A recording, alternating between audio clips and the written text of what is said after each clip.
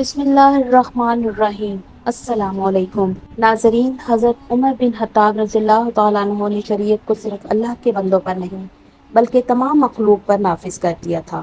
اس کی ایک مثال مصر کے دریائے نیل کی ہے۔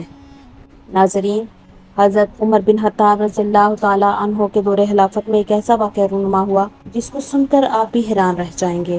جی ہاں، دریائے نیل کا واقعہ۔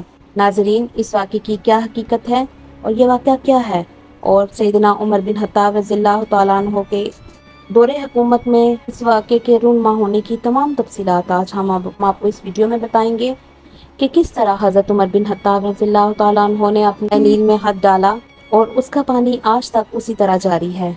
ناظرین، آج کی ویڈیو انتہائی اہم ہونے والی ہے، لہٰذا اس ویڈیو کو انت تک لازمی دیکھیے۔ تو چلیے ناظرین، ہم آغاز کرتے ہیں اپنی اس ویڈیو کا۔ مصر کی فتح کے بعد حضرت عمر بن عاص رضی اللہ تعالیٰ عنہ وہاں کے گورنر مقرر ہوئے۔ اہل مصر آپ کی خدمت میں حاضر ہوئے اور دریائے نیل کے بارے میں شکایات کی کہ یہ ہر سال نوجوان لڑکی کی قربانی لے کر چلتا ہے۔ مصر میں زمانہ جاہلیت سے یہ دستور چلا آ رہا تھا کہ جب بھی دریائے نیل ٹھہر جاتا تو ایک حسین اور خوبصورت لڑکی کو قتل کر کے دریا کے حوالے کر دیا جاتا، تو دریائے نیل پھر حسب معمول چل پڑتا۔ حضرت عمر رضی اللہ تعالیٰ عنہ کے دور خلافت میں جب مصر فتح ہوا اور حضرت عمر بن عاص وہاں کے گورنر مقرر ہوئے تو اس وقت بھی حسب معمول دریائے نیل کی روانی ختم ہو گئی اور وہ ٹھہر گیا۔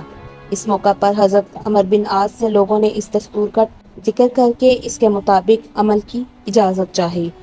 حضرت عمر بن عاص نے فرمایا کہ جاہلیت کی رسم ہے، ہم ایسا نہیں کریں گے، البتہ امیر المومنین حضرت عمر بن خطاب رضی اللہ تعالیٰ عنہ سے میں مشورہ کروں گا۔ چنانچہ حضرت عمر بن عاص رضی اللہ تعالیٰ عنہ نے امیر المومنین کو خط لکھا اور اس واقعے کی پوری تفصیل بیان کر کے مشورہ چاہا۔ امیر المومنین حضرت عمر بن خطاب رضی اللہ تعالیٰ عنہ نے اس کے جواب میں دریائے نیل کے نام ایک چٹھی روانہ فرمائی اور حضرت عمر بن عاص کو لکھا کہ وہ چٹھی دریائے نیل میں ڈال دیں۔ اس چٹھی کا مضمون یہ تھا کہ اللہ کے بندے عمر، امیر المومنین کی طرف سے اہل مصر کے دریائے نیل کے نام۔ اما بعد، اگر تو اپنی جانب اور مرضی سے چلتا تھا تو آئندہ نہ چلنا، ہمیں تمہاری ضرورت نہیں۔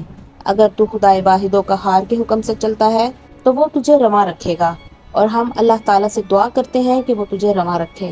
ناظرین، حضرت عمر بن عاص رضی اللہ تعالیٰ عنہ نے آپ رضی اللہ تعالیٰ عنہ کا ہاتھ دریائے نیل میں پھینک دیا۔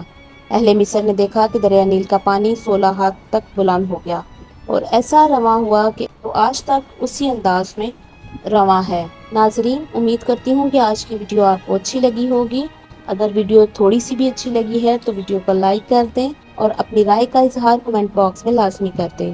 مزید اس طرح کی ویڈیوز دیکھنے کے لیے میرے چینل کو سبسکرائب بھی کر دیں اور بیل آئیکن کو بھی دبا دیں تاکہ میری ہر نئی آنے والی ویڈیو آپ تک بر وقت پہنچ سکے۔